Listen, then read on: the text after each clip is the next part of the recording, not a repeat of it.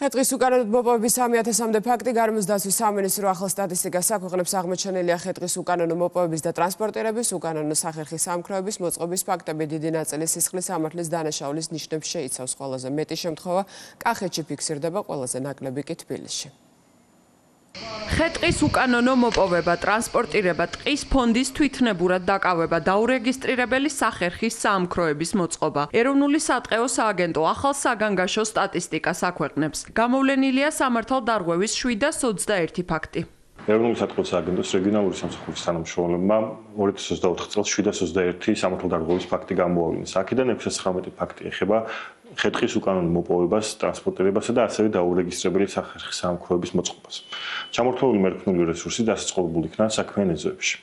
ასევე გამოვლენილია სახელმწიფო ტყის თვითნებურად დაკავების და სხვა სამართალდარღვევის ფაქტები.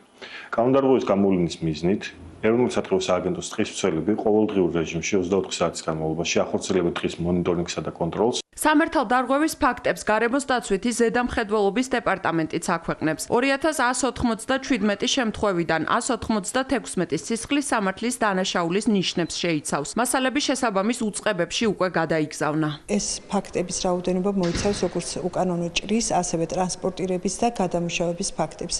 აქედან 197 ფაქტი იყო სისხლის სამართლის დანაშაული და გადაიგზავნა საგამოძიებო ორგანოებში. გამოვლენილი იქნა დაახლოებით 100-მდე არარეგისტრირებული სახერხის საამქრო.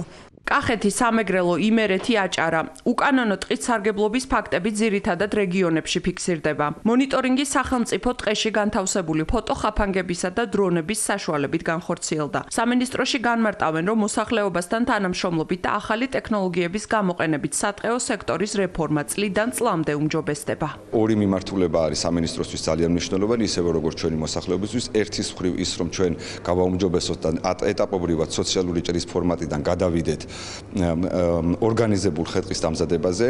ორგანიზებული და მდგრადი მეტყევეობა ნიშნავს სწორედ იმას, რომ ჩვენ უფრო მეტი წტომა გაგვიჩნდება ლეგალური მოსახლეობას და უფრო გაუმარტივდება, რომ კონდეს საკმარისი რაოდენობის საშიში და სამასალე მერქანი და მეორეს მხრივ უფრო უკეთესად შევინარჩუნოთ და მათ შორის აღვადგინოთ ჩვენი დეგრადირებული ტყეები, რომელიც საქართველოში მივიღეთ. ხეტყის უკანონო მოპოვებისა და ტრანსპორტირების, ასევე უკანონო სახერხის საამქროების გამოვლენის მიზნით გარემოს დაცვითი ზედამხედველობის დეპარტამენტის თანამშრომლები ქვეყნის მასშტაბით 24 საათიან უწყვეტ მონიტორინგს ახდენენ.